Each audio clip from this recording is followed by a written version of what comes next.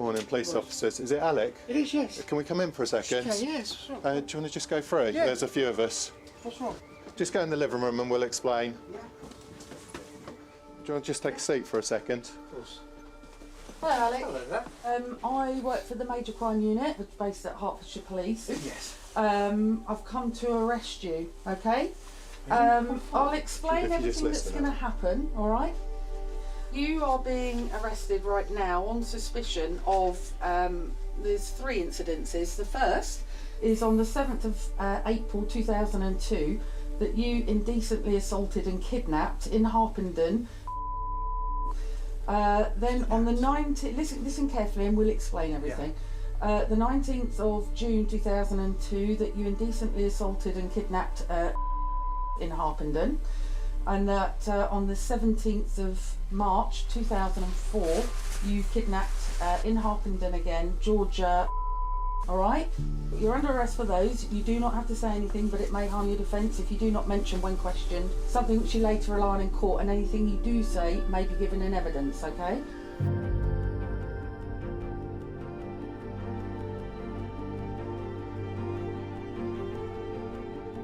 Hello there, I'm part of an investigation team in Hertfordshire who are re-investigating an offence which happened 20 years ago.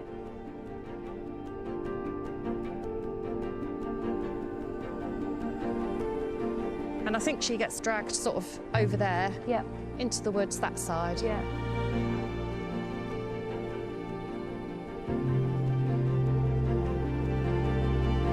The statistics for rape are not the greatest, but because the DNA development has improved so much, the chances of us getting convictions are so much better than they ever were. You've buried it for so long.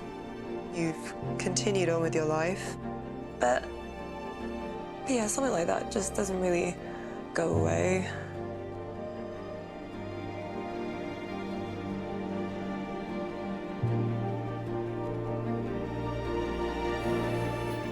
Using our modern-day techniques, we can now reassess these cases. Our success rates increase enormously when obtaining DNA profiles from samples that historically hadn't succeeded.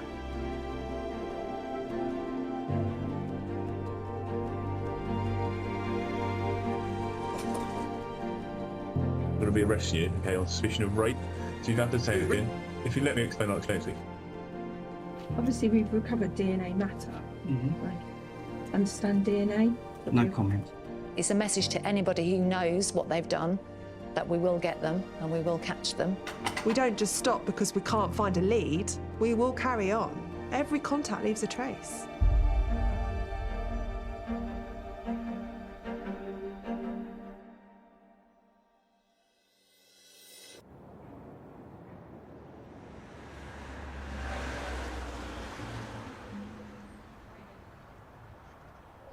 So now that you've been cautioned, our intention is to take you to a police station so that you can be interviewed. Yeah. If you want to pop some clothes on, and I'll these take guys them, will I'll get take you them out up. of here. Thank you. I just don't. I'm so shocked. You're a bit shocked. No, I appreciate surprised, that. Yeah, obviously. I appreciate that. We can explain it all to you. Yeah, Come on, let's get you dressed Okay. upstairs. Operation Reactivate is the investigation into 3 offences which happened between 2002 and 2004, involving 3 teenage girls who were dragged off the street and 2 of them sexually assaulted. We have full DNA profiles for the 2 offences in 2002, but no DNA profile for the 2004 offence. Leave your phone. Yeah, I need to go to the toilet. Is that all right? Let's get you dressed first. Are you absolutely desperate, are you? Well, I need to go properly. Okay, we'll have to stay with you, Yeah, that's okay. unfortunately. Yes, I understand. The breakthrough moment for the investigation team came when we received some intelligence to say that Alec Housden was potentially the offender in our case. Just make sure he's got nothing on him. Do you want to come round this way? That's right, I'm just going to go round the waistband, okay? Yeah. We know that he's not on the DNA database, but when we looked at him and where he lived, proximity to the scene, what he looked like, it was quite clear that that was certainly someone that we needed to go and speak to. we'll get his DNA turned around today. So, because we've got a full profile on both girls. So we'll get that turned around probably by about 10 o'clock tonight, and then we'll know 100%. Wow. Fantastic. So yeah. I've just found an iPad. Just leave it to one side. Yep.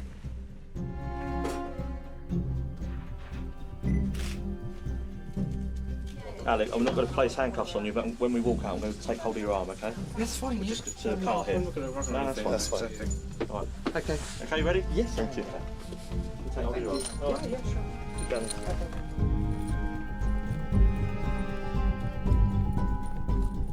So we're looking for anything 2002. So devices, 2002 to 2004, paperwork, to do mainly with his employment or vehicles. He's clearly got kids and grandkids, and is just recently married by the looks of things. So, yeah, on the face of it, a family man. On the face of it, anyway. There's family pictures, cards, like lots of family stuff everywhere. I think people a lot of the time live double lives, don't they? Clearly it was a long time ago, so potentially that's not something he does anymore, but that's in a way irrelevant because he's done it. Or we think he's done it. Whoever's done it has done it.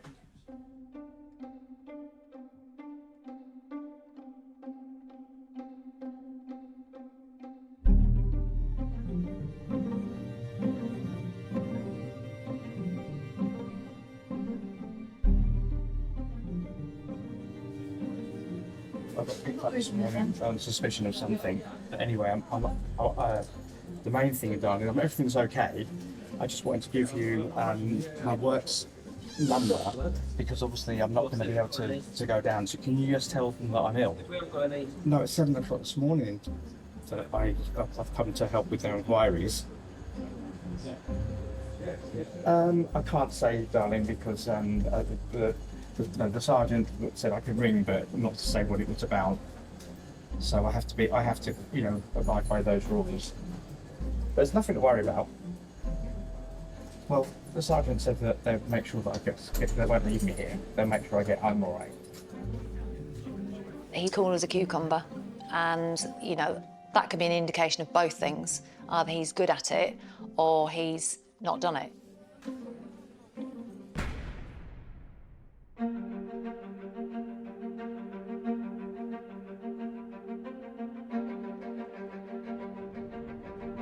We now need to really turn this round as soon as we can. But we are in a fortunate position that we can have fast-track forensic work carried out, and that involves taking the suspect's DNA to a lab. It's a DNA sample taken from suspect to be tested. Fast time. They're expecting it, they will profile it, and then they will compare it to the crime scene stains from 2002, and that will be done within the next 24 hours. You hope that you've got the right person, but until you actually get that written document, if you like, that says, yes, 1,000,000,000 to 1, this is the right person, it's always a bit of an anxious wait. Please, could you state your name? Alec Richard Housden. Right, Alec. Now, these offences obviously date back quite some time, between April 2002 and March 2004.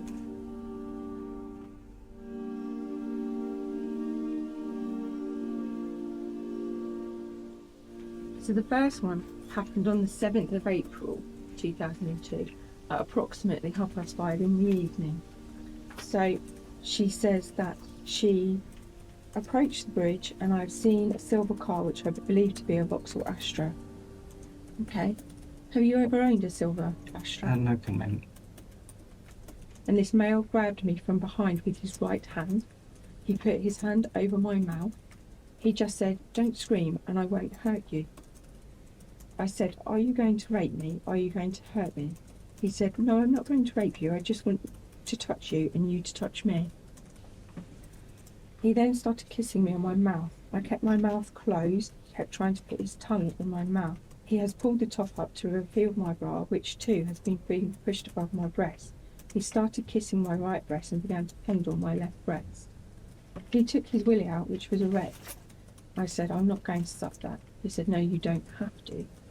He has put my left hand around his willy and I have begun to masturbate him. Would that be something that you would do? No comment. Okay. Do you have any involvement in this? No, I don't. Would you be able to provide me with an account of your whereabouts on this date? No comment.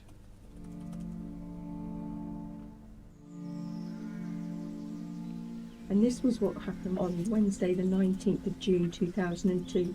And you remember where you were on that date? And no comment. So she's been placed in the car and she's been driven up Higgott's Hill, back near the sewage works. Coincidental with the first offence. He then got out of the car and came round the car and got me out, and that's when I started hysterically crying all the way down. But I started even more hysterically crying and I couldn't breathe, like properly. He had his hand around my mouth and he was like behind me. Would it be possible to stop for a second? I feel a bit sick. I think it's just what the things you're saying is not very nice. No. Could I stop for a second? Just 5-minute break or please. something. Okay. Is that possible? We'll just pop you outside into an adjacent room. I'll Thank you. pause. I'll pause the interview. 15. It's very graphic and it's upsetting. Okay.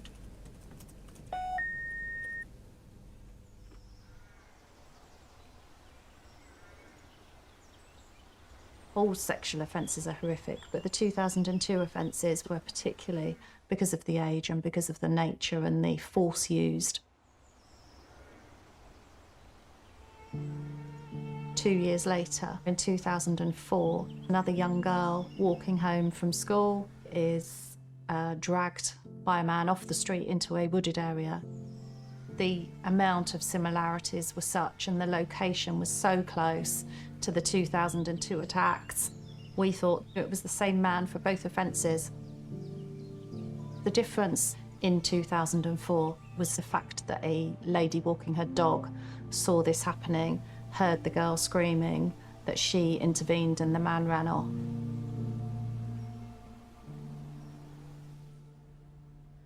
Georgia, tell me about what's actually happened. Well, I was coming back from the netball match. I was three. And then there was this man standing by his car with his boot open. And then he came up to me and pulled back his hands were like that, and then he pulled back like that, and I saw a knife. And then he goes, "Don't scream, I've got a knife. I won't hurt you unless I'm happy." And then I start screaming. And then he grabs me with his free hand. And I keep on going, "Please don't hurt me," and screaming. And he's telling me to shut up and everything like that. On the day of the attack, the reason why I was walking home was because we just played a netball match. This one's me getting in the way. Terrible shot from whoever this was. Netball was my favourite sport. I managed to get into the A team, and that was a very big achievement. Gosh, so young.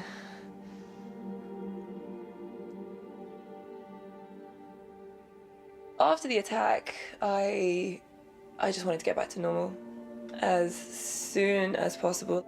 You know, the first few weeks was really hard. There was one time where, for whatever reason, my friends didn't wait for me, so I had to walk that bit on my own.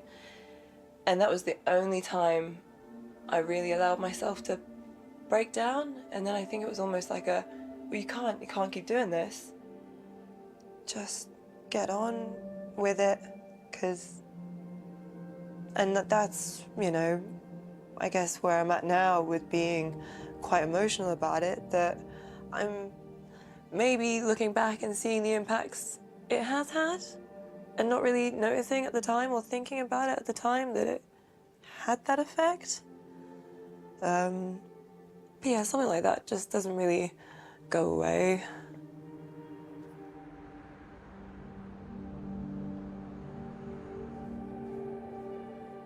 See, that is a big old gap, isn't it? It is. But I didn't particularly notice it when he's speaking. No, you're right. When he speaks, you don't notice it. No. And he was speaking to them all His the time. top lip covers Yeah. some of it anyway, doesn't it? Yeah. There are some dissimilarities from him today to the girl's description back in 2002, which were, I mean, he has got quite a distinctive gap between his front teeth, which, looking at old photographs of him, he's always had. And that's not mentioned by any of the girls. Although one of them does mention him having odd teeth, but not to the point where they've mentioned a gap in his teeth. She says his eyes were really weird. That's the only part that seemed like I can remember. But yeah, nothing about his teeth. We are at the moment hanging on to that DNA. If it's not his DNA, then we continue with our investigation and we find out whose DNA it is.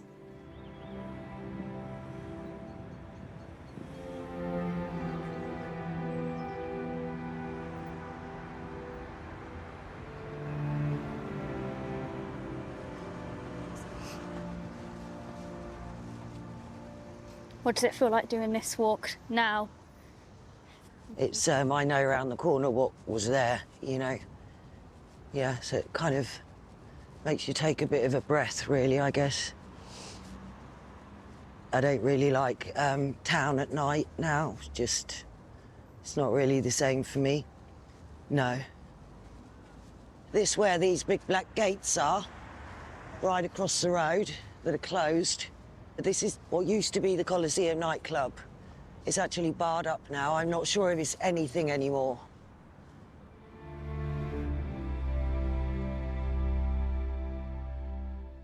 On the day of the incident, it was actually my birthday. It was my 26th birthday. I was out with a group of really, really close girlfriends. We were having a great time, just having fun. And I came out of the nightclub, turned left, and walked down this road. I never came back here after, no.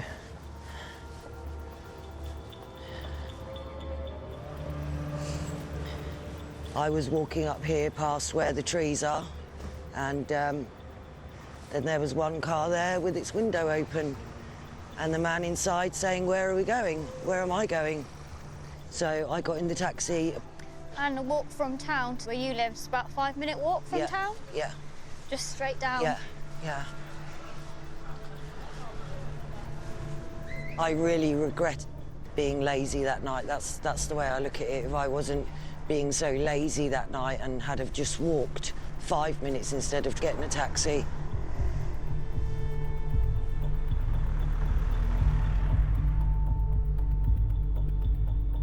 And it wasn't until we were supposed to go straight, and we didn't go straight, he did a left, that I realised, hold on a minute, something's not right.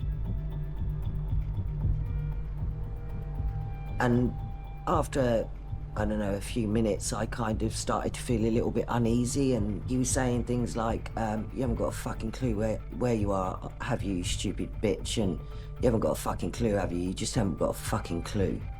And at that point, I'm kind of looking, thinking, I haven't got a clue about what? You never ever think something like this is gonna happen to you. His voice changed. The only way I can describe it is kind of like a spiteful, nasty voice. His whole face changed. His whole face changed. He looked completely evil. And then all of a sudden, we turned left into what appeared to be garages, which was quite dark. What shocked me the most was how quickly he got from the driver's seat, and then how swift my bottom half of clothing came down. And he had my hands pinned. He was very, very efficient. And one of the weirdest things was he was kissing me on the lips like a boyfriend would or something, or trying to. And I remember his teeth hitting, because my teeth, they stick out a little bit. It was a very aggressive thing as well, because it actually hurt my mouth. I suppose when you're in that situation as well, you've got to focus on the lesser of the devilish things, I guess. you just go into survival mode. And I thought, best thing to do here is just to let him do whatever he wants to do to survive to get back to my son. This is where I got out of the taxi, fell out of the car really, and then I sat on the curb because my legs just wouldn't carry me.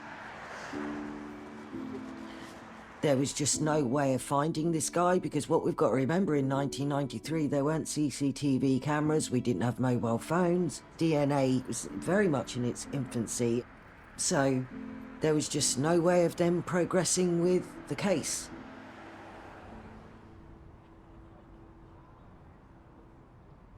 So this is the original case file. What we did is we located as much of the paperwork that we could. It's not that, I mean, you'll see, it's not that we have a huge amount of paperwork, but what we do have, we have the original e-fit of the suspect that Karen produced at the time with the help of like a police artist. Then there's a description of the suspect, which says Asian male, slim build, 19 to 21 years, 5'8" to 5'10", greasy, oily black hair, long, thin nose.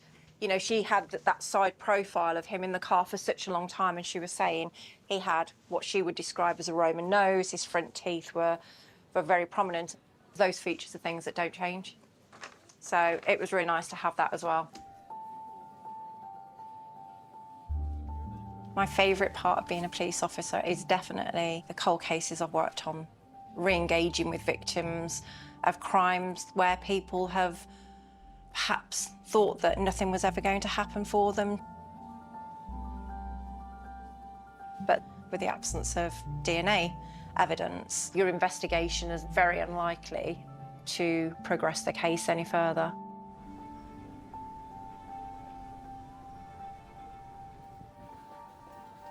Eurofins Forensic Services provides the forensic support for multiple police forces. My areas of expertise include the identification of body fluids, the interpretation of DNA profiling results. Hi, Tash. Hi. Right, so what we're looking at today, this is Operation Weave. So this is alleged rape of a lady called Karen. In 1993, she jumped into what she believed to be a taxi. Okay. The case was examined previously at the Forensic Science Service in 1993. They found semen on her knickers and also on her intimate swabs. The swabs have been retained. So we're going to re-examine them, try and find more semen, try and obtain a DNA profile, and hopefully we can load something to the DNA database. Okay. So semen was detected in '93, but the DNA profile as we know it now didn't exist. So the idea of taking swabs, I guess in the 80s and 90s, was to corroborate the victim's account where the semen was present. Advances in forensics now allow us to revisit cases that were previously examined 10, 20, 30 years ago, whereby only small amounts of material, cellular material or semen was recovered, insufficient to obtain a profile at the time. So what I'm doing now is adding the extraction buffer, which will draw out any potential sperm heads in the sample. Using our modern day techniques, we can now reassess these cases, re-examine any material that remains, and hopefully recover any cells or sperm heads that were missed originally. So we stain the sperm heads a different colour to the background so we can see them more clearly.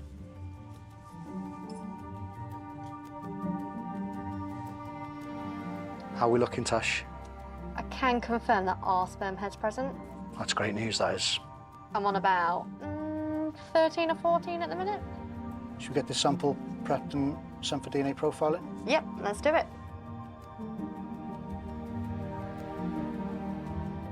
I've previously examined other swabs in cold cases, some of which had more semen on than in this instance, and they'd unfortunately not given DNA profiles. So we're going to keep our fingers crossed that there's a match.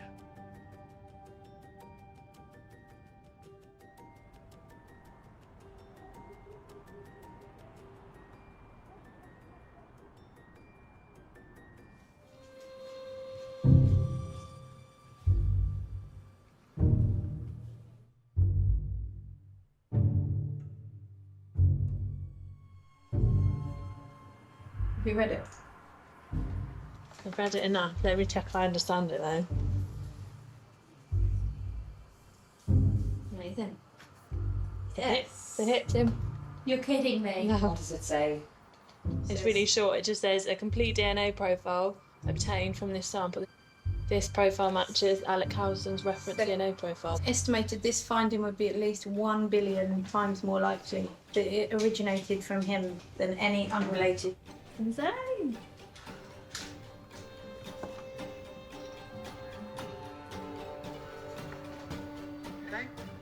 Have you got the email?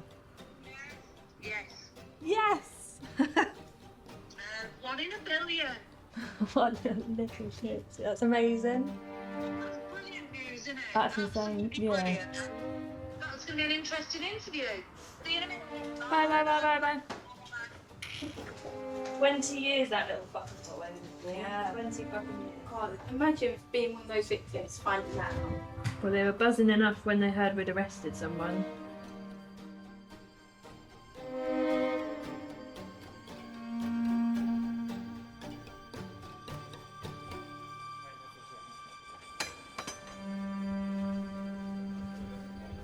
We all wanted to catch him because he's a dangerous individual who lived a life of Riley for the last 20 years getting away with these horrendous attacks, and he actually thought he'd got away with it.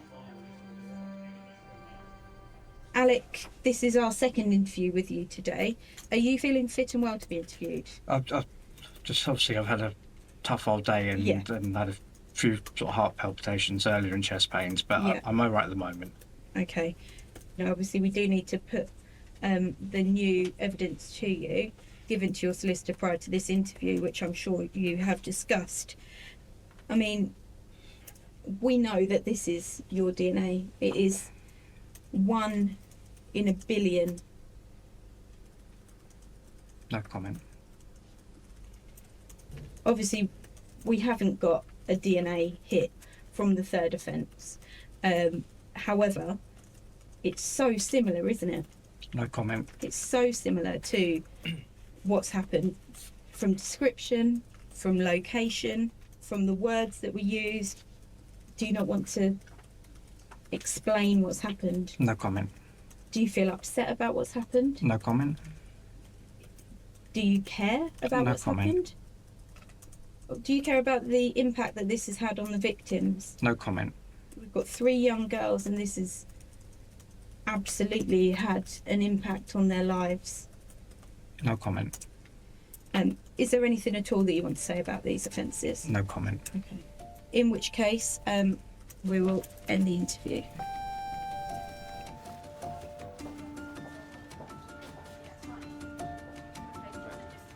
Whoa! Amazing! My goodness. How long is this shift so far? About 21 hours in. He's been put back in his cell and we have put together the paperwork for CPS for charging advice this morning. It's now the early hours of the morning. So with a view to getting him charged with all of the offences for which he's in custody. What do you think your chances are? I think they're good in relation to obviously the first 2 offences, and with the comparisons on the paperwork in relation to the third offence, I think we stand a good chance of getting all of them, to be honest. So we'll give it a go.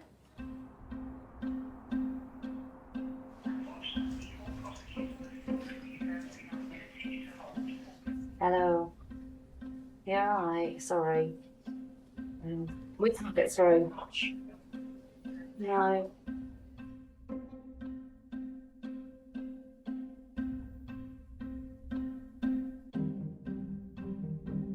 You're always sat there with your computer on and waiting by your phone. You don't want to hurry people, but you're also under time pressures yourself.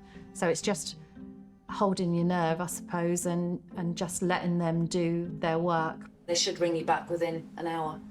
But then I've been on the phone for an hour and a half already. So it's bizarre. I haven't waited this long for ages. I mean, we'll go right to the wire with this, I would imagine. And just hope that we get, if he walks out of here, I'll be absolutely spewing.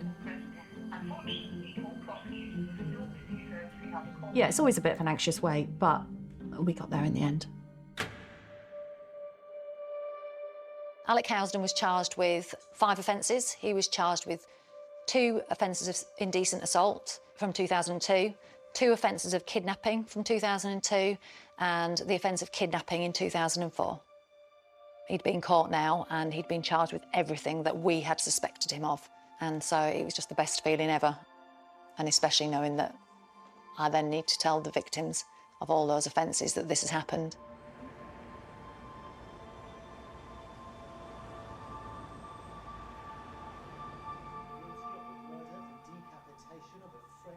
When the incident first occurred, my agoraphobia was absolutely chronic. I mean, not even being able to get out of your own front door. It was complete paranoia as well, I think, a lot of the time. I still have days where I'm battling mentally with everything, and you just need to lay there, be quiet, be by yourself, because for some people, just to put their feet out of bed and go and brush their teeth in the morning is an amazing success. They don't realise how much strength that's taken. I actually have no idea. At the time of the incident, I had a long-term boyfriend. I'd been with him maybe 5 years. 2 weeks after the incident, I found out that I was pregnant, and I was completely unaware whether it was the man who kidnapped and raped me or my boyfriend. It was a battle every single minute of every single day, I would say, for the 9 months, not to break. I didn't know whether the child was going to come out mixed race, Asian or not. So I've never been so pleased to see a pair of blue eyes and blonde hair in my life. And you were healthy and you had bright eyes and you were perfect, so that's good. It was me as a baby at the christening. Is it? Mm-hmm. That one. That's Erin's christening. You put on a smile for the camera, don't you? So where are you there, Karen? In the red. Yeah, what do you see? Somebody who's very sad underneath. Somebody that's very good at putting a mask on. Around that period was probably the worst time to be taking photos of me, so.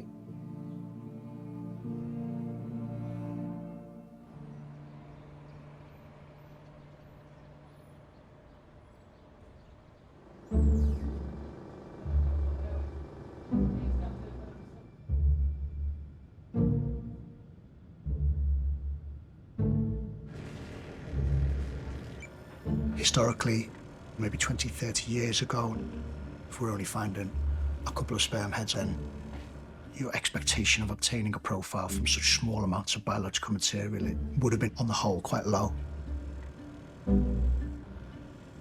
Thankfully, with modern-day extraction, the recovery of biological materials is far greater. And in this case, a full DNA profile was obtained, which was loaded onto the National DNA Database. A single match was obtained against Zahid Majid.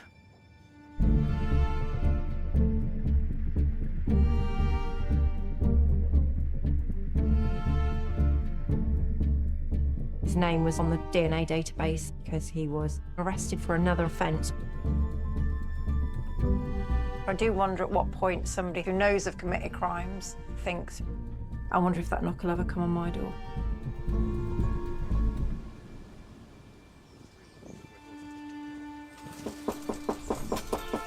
Maybe he's been waiting for it. We've been asked to come out to, well, basically, I'll let this officer explain what we're here for. Right, okay. And then we'll get it sorted out as quickly as we can. Sure. Okay? Okay, right, so, Cody, at the moment, I'm going to be arresting you, okay, on suspicion of rape. So you have to say it again. If you let me explain, I'll explain it to you. Read that. So, yeah, this occurred on Sunday the 14th of November in 1993, in a garage on Hitchin Road, Luton. There certainly didn't seem any anger. I'm sure if I was being arrested for something I hadn't done, I'd like to think I'd be showing a little bit more emotion. What I'll do, I'm going to phone my missus. You can do, but you don't discuss what you've been arrested for. Yeah, sure.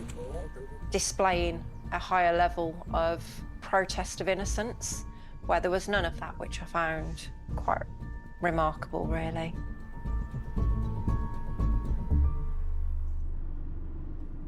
Rape is one of the most difficult charges to bring, because even with the presence of forensic evidence, we still have to navigate defences such as consent. It's not just looking at the actual incident itself, it's about gathering as much information that surrounds the offence to prove or to disprove what is being said by either the suspect or the victim.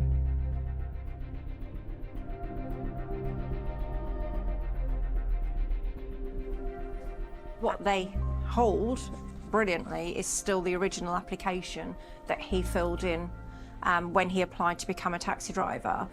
And the knowledge check actually says that he was never a taxi driver prior to this application to become a taxi driver in 2000.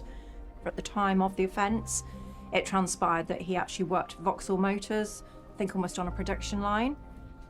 Now we know that he wasn't a taxi driver. For me, that says you knew exactly what you were doing. You acted like a predator, where you could find and isolate a victim, lure them into your car, and then take them away and rape them. So he formed the intent to commit that rape before he sat there. He didn't just sit there to give somebody a lift home. That wasn't his intent.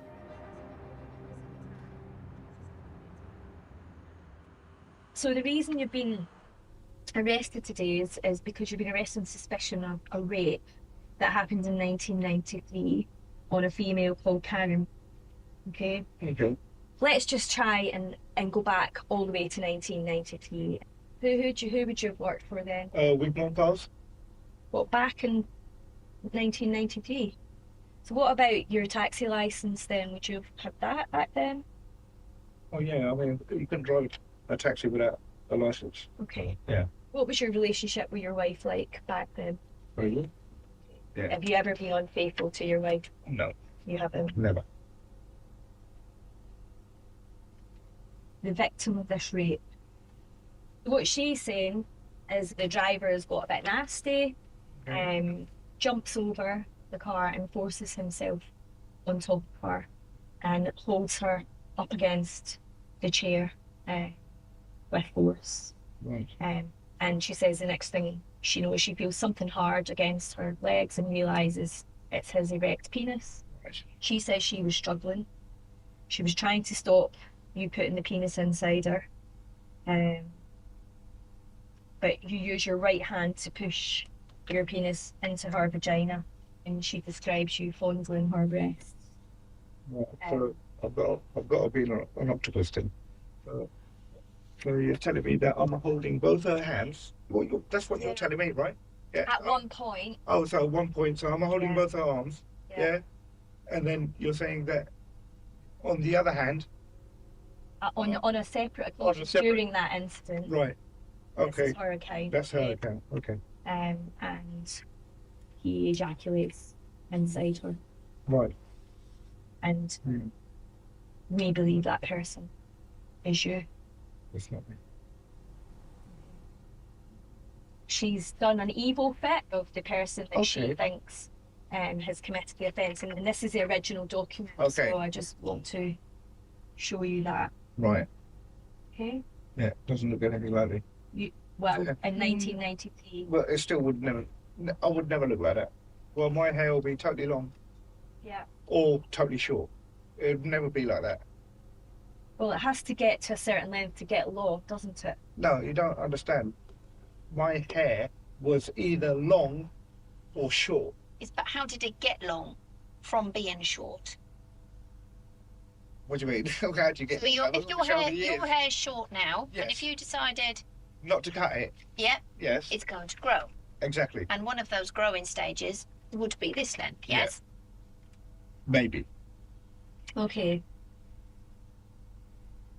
So you're denying rape. 100%. You're denying picking up anyone in a taxi that hasn't been booked. That's correct. And you're denying having sex with anyone in 1990. 100%. Yeah. Okay. We've obviously got a database. Yeah. And when people are arrested, their DNA is put on the database and who've been arrested before. Right. Yep, so we've got your DNA. And so the DNA that we've picked up on her clothing is hit against your DNA on the database. Okay? Okay. Can you explain that? Mm. You can. I can't. Can you explain how any of your DNA could be found on her knickers? No. Is there any explanation as to why your sperm would have been found in her high vaginal swabs? No. And your semen has been found Not my up there? semen. It is your semen, sir. It's not. It is not my semen. It is. I'm telling you, it's not. We've got- 100% is not my semen. Well, unfortunately, we can't really argue with DNA, can we? Because our DNA is all very unique to ourselves. Right, I don't know how DNA works. This DNA is your DNA, and it's been found inside her vagina. And there's only one explanation, and that you've had sex with her. It's not. Look at me. 100%. Can you give us a reasonable explanation as to why that's not inside her vagina then? All right. I may have had consensual sex out of marriage. May, but I can't remember. Okay. Yeah. Do you want to try and remember? Of course, yeah. Yeah, no problem.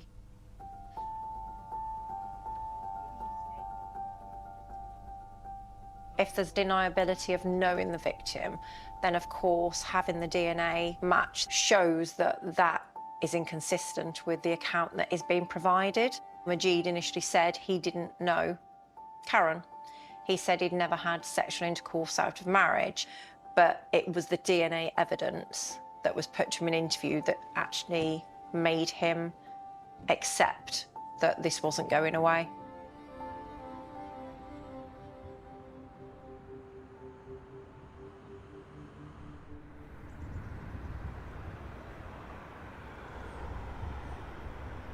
A man has pleaded guilty to kidnapping and indecently assaulting 2 teenage girls in Harpenden 20 years ago. 59-year-old Alec Housden originally denied the attacks, but changed his plea at St Albans Crown Court today. Mr Housden has entered guilty pleas in relation to 4 offences which cover the first 2 victims, so the 7th of April 2002 and the 19th of June 2002. He's entered a not guilty plea to the 2004 offence, so Georgia's offence. There's mixed emotions really, because you're really pleased, or I'm really pleased, for the victims that he has pleaded guilty for. But we've still got another victim who is waiting for their day in court. So we've still got a lot of work to do. It's hard to know what some of these things are. Oh, so that's the original incident report, the 2004 one. In my opinion, Alec Housden is responsible for all 3 attacks. Just everything about George's offence is too similar for it to be anybody else, but obviously we have to prove that. That's Harpenden CCTV. Oh, okay. Well, we might need that. The other end. The focus of the investigation now, following the guilty pleas, is doing everything we can to link him to Georgia and her case from 2004. Because I know she says about a knife, doesn't she, as Yeah, well? she draws one, look. That's the exhibit that she's drawn in the interview. Forensically, we've submitted every single thing that we have got in relation to Georgia's attack. She was wearing a T-shirt and her school blazer, and at the time she was grabbed and she was dragged, and I would have suspected for a prolonged period of dragging you would find some DNA on that blazer somewhere. So I'm screening this blazer for semen. Saliva was previously found on the shoulder and sent to DNA. However, there was no profile obtained from that saliva. We're just gonna wet the item, pat it down with some blotting paper, and then spray it with AP, which is acid phosphate, which if it comes into contact with semen, turn purple. It does say he grabbed her shoulder. She screamed out and someone came and interrupted. But sometimes semen might be transferred on hands. So fingers crossed we will find something. We know that the offender on Georgia's offence was with a silver vehicle. We also know Alec Housden was in possession of the silver vehicle at the time of the very first offence. So now we can go back through ANPR cameras, CCTV, and just see whether we can actually link it all together. If we manage to find a silver car that we could attribute to our offender, that puts him in the location on the date and at the time of the offence. That just adds to our case really when it comes to trial. It would be the best result for everybody to get that small nugget to definitively link Alec Housden. But unless we get that DNA from George's attack, it's not that straightforward. So we're negative. There's no indication that semen is present. Nothing has reacted to the acid phosphate.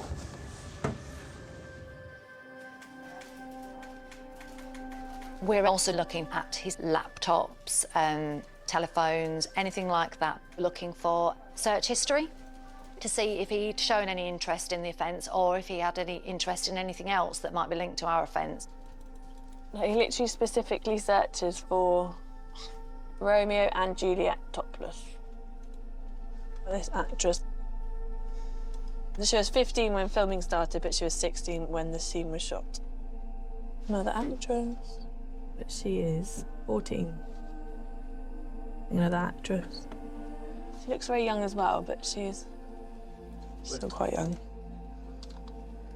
Oh, nice. Busty teens topless. Then busty teen fucked. Schoolgirl babe screwed by her stepdad. Stepdaughter with huge tits. There's some horrible searches on here. Like to actively search for a category like that.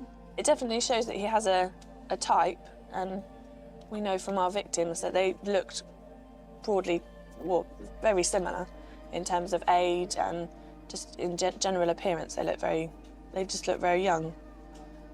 Stormy Daniels dresses like a schoolgirl, a little schoolgirl. He's disgusting. I think at least 2 of his ex-partners have told us that he had a thing for schoolgirls, and that was one of his sexual sort of kinks or preferences or whatever. So, yeah. Georgia, what we'd like to do today is ask you to walk the exact route that you took that evening, and then we're going to walk away from where that incident happened. Although there's a little bit of managing expectations with Georgia, obviously, because we don't know what the outcome is going to be at the moment. Round about here, you've noticed the silver car. Yeah. Okay, where was that silver car? In between that blue one. We are doing everything we possibly can to get her the justice she deserves.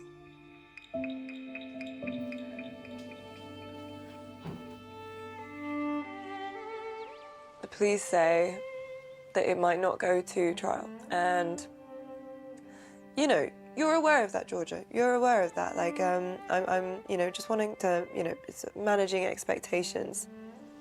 You've buried it for so long. You've continued on with your life, and then all of a sudden, to be given the opportunity to get what you really want, which is him, to then be told, no, it might not happen. It's really hard. The best outcome for me would, of course, be for there to be that forensic link to him, because that means longer in prison. Just to keep him in there, just to keep him away. Because the damage he's done to enough people, he does not deserve to be having a normal life. A man accused of a kidnap in Harpenden 19 years ago is standing trial at St Albans Crown Court today. Alec Housden, who's now aged 59, denies carrying out the offence in March 2004.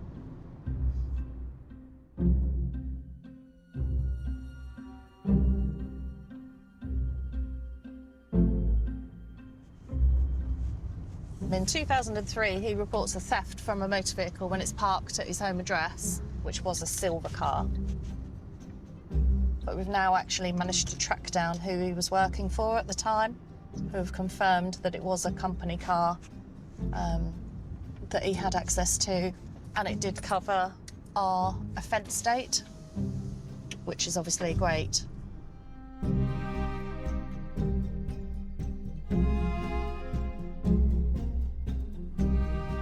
If we want to use evidence of people's previous convictions because they're similar to the case that they're on trial for, we have to make a bad character application, and it's down to the judge to decide whether to allow that material to go before the jury. If the bad character argument goes in our favour, then obviously it strengthens our case hugely. So it may be that at that stage, he feels that because our case is that much stronger, he may want to plead guilty. All to play for today, yeah. So we'll just have to wait and see.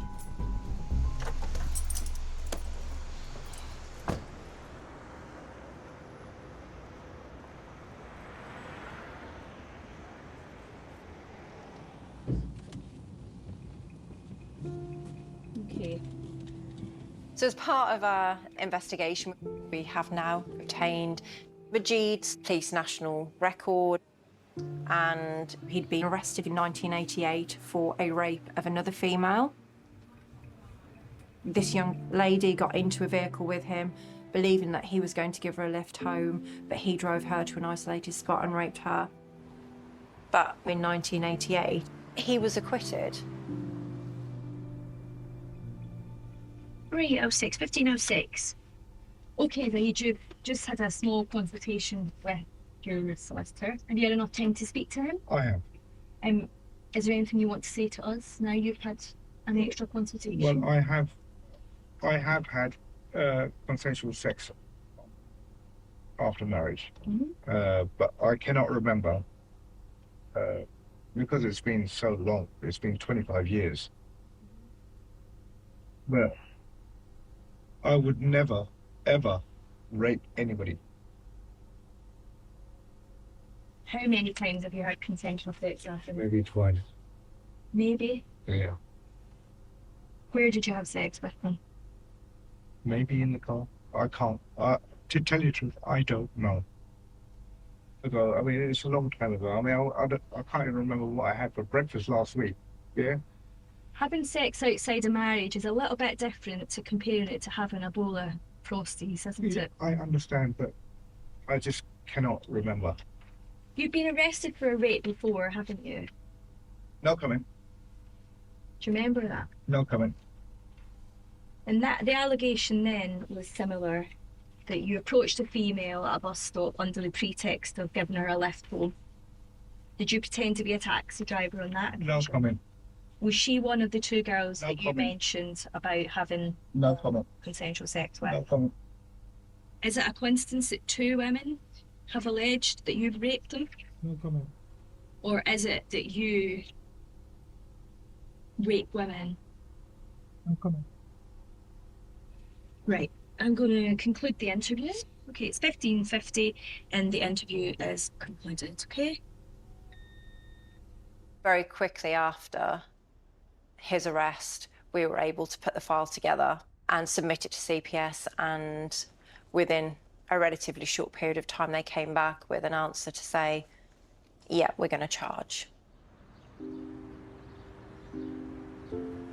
A man from Luton who posed as a taxi driver to kidnap and rape a woman 28 years ago has been jailed for 13 years.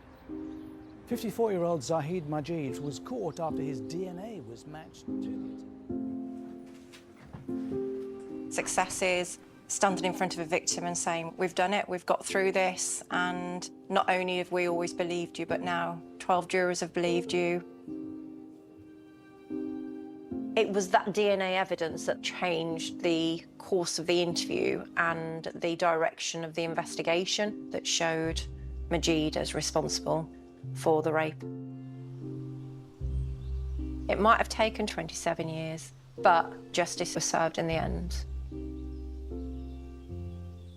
I was absolutely convinced that he probably wouldn't get found guilty of it because it was so long ago. And then the judge, she said, right, 13 years.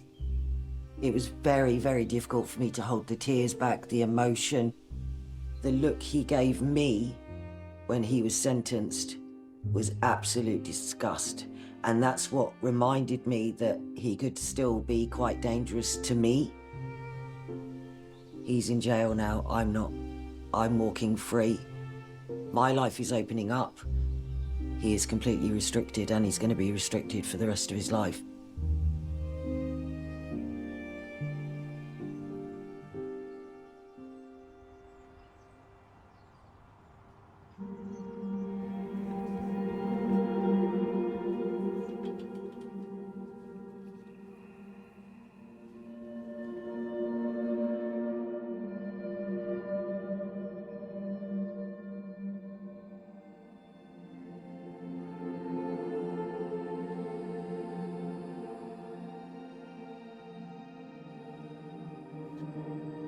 I'm disappointed. My personal view is that we haven't got the wrong person for that offence. But when the judge ruled that we couldn't use the bad character evidence, our case wouldn't have made any sense as to how we identified or got to Mr. Housden. That's sometimes just the way the law works. I'm obviously disappointed for the third victim. I think the biggest thing is to remember is that actually for two of those victims that were horrendously sexually assaulted and grabbed off the street by a stranger, we have now got some justice, 20 years on. So hopefully that will save them sort of looking over their shoulder and thinking, that man could grab me again at any time because he's going to be safely in prison. It's just a shame we couldn't get all three.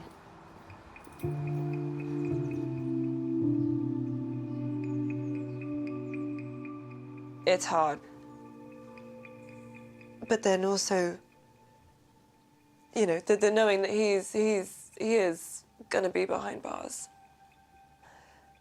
It's more than just a silver lining, because what it's gonna mean to the other two girls, he's not gonna be able to do this again. And it has been recognised, the horrible things that he has done. And I think it's you can compartmentalise that. And I think it will take time for me to bring it together, but I've been able to get on since I was 12.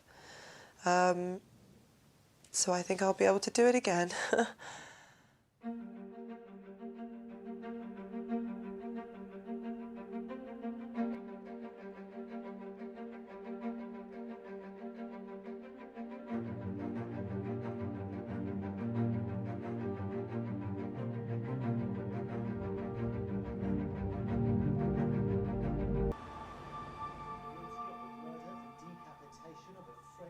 When the incident first occurred, my agoraphobia was absolutely chronic. I mean, not even being able to get out of your own front door. It was complete paranoia as well.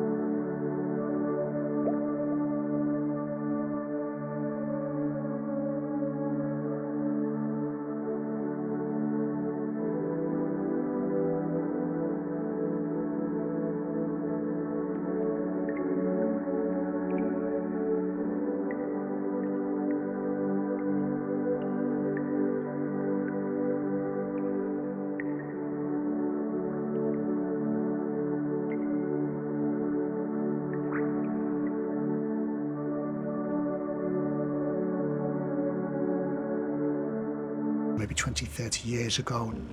If we're only finding a couple of sperm heads, then your expectation of obtaining a profile from such small amounts of biological material, it would have been, on the whole, quite low.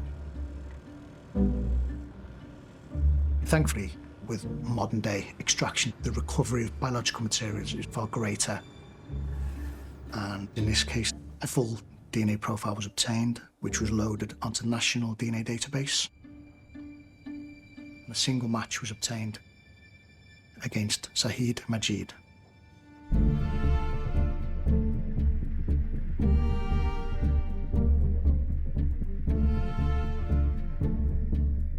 His name was on the DNA database because he was arrested for another offence. I do wonder at what point somebody who knows of committed crimes thinks, I wonder if that knock will ever come on my door.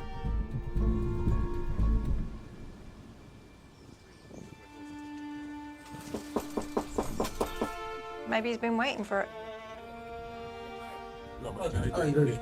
We've been asked to come out to, well, basically, I'll let this officer explain what we're here for. Right, okay. And then we'll get it sorted out as quickly as we can. Sure. Okay? Okay, right, so, Cody, at the moment, I'm going to be arresting you, okay, on suspicion of rape. So you have to say it again.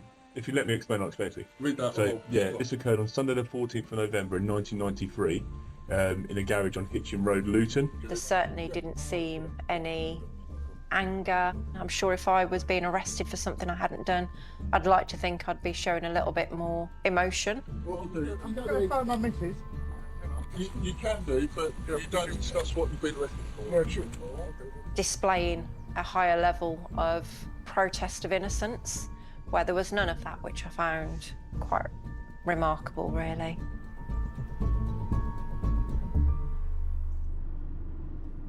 Rape is one of the most difficult charges to bring because even with the presence of forensic evidence, we still have to navigate defences such as consent. It's not just looking at the actual incident itself, it's about gathering as much information that surrounds the offence to prove or to disprove what is being said by either the suspect or the victim.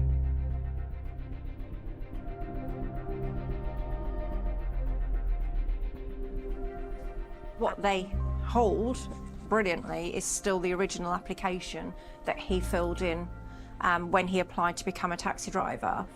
And the knowledge check actually says that he was never a taxi driver prior to this application to become a taxi driver in 2000.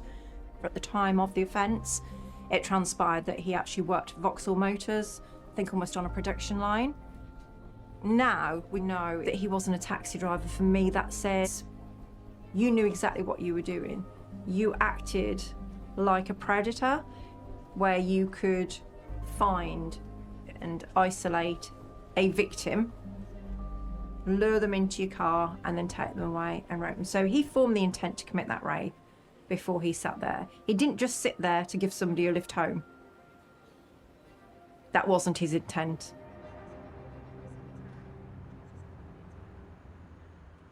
So the reason you've been arrested today is because you've been arrested on suspicion of a rape that happened in 1993 on a female called Karen. Okay? Okay. Let's just try and go back all the way to 1993. Who would you have worked for then? Wigmore Cars. What, back in 1993?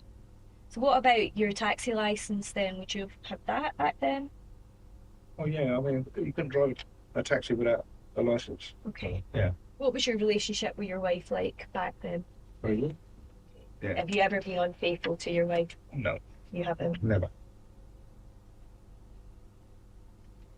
The victim of this rape, what she's saying is the driver has got a bit nasty, jumps over the car and forces himself on top of her and holds her up against the chair with force. Right.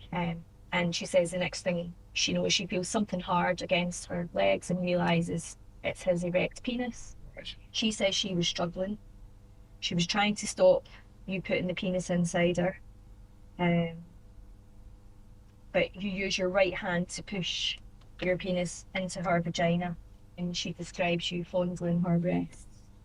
Right, so I've got to be an octopus then. So you're telling me that I'm holding both her hands? Well, that's what you're telling me, right? Yeah. At one point. Oh, so at one point, so I'm holding both her arms. Yeah. And then you're saying that on the other hand. On a separate occasion during that incident. Right. Okay. This is her account. That's her account. Okay. And he ejaculates inside her. Right. And we believe that person is you. It's not me. She's done an evil fit of the person that she thinks has committed the offence, and this is the original document. Okay. So I just want to show you that. Right. Okay. Yeah. Doesn't look anything like me. In 1993. Well, it still would never. I would never look like that. Well, my hair will be totally long. Yeah. Or totally short. It would never be like that. Well, it has to get to a certain length to get long, doesn't it? No, you don't understand. My hair was either long or short. But how did it get long from being short? What do you mean? How do you get? So if your hair's short now, Yes. and if you decided Not to cut it. Yeah. Yes. It's going to grow. Exactly. And one of those growing stages would be this length, yes? Maybe. Okay. So you're denying rape. 100%. You're denying picking up anyone in a taxi that hasn't been booked. That's correct. And you're denying having sex with anyone in 1990. 100%. Yeah. Okay. We've obviously got a database. Yeah. And when people are arrested, their DNA is put on the database and who've been arrested before. Right. Yep, so we've got your DNA.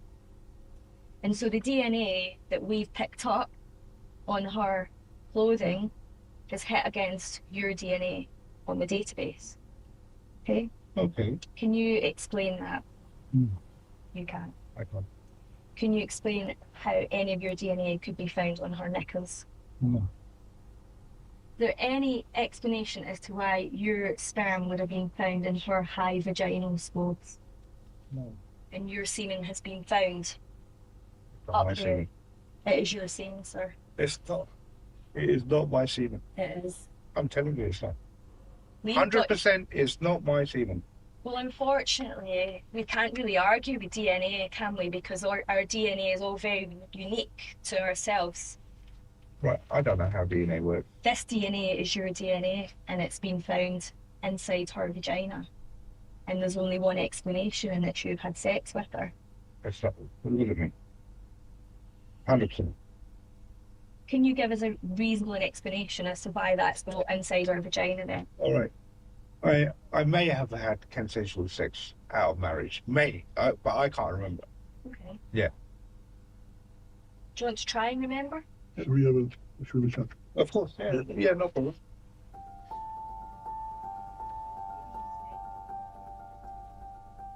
If there's deniability of knowing the victim, then of course having the DNA match shows that that is inconsistent with the account that is being provided. Majid initially said he didn't know Karen. He said he'd never had sexual intercourse out of marriage, but it was the DNA evidence that was put to him in an interview that actually made him accept that this wasn't going away.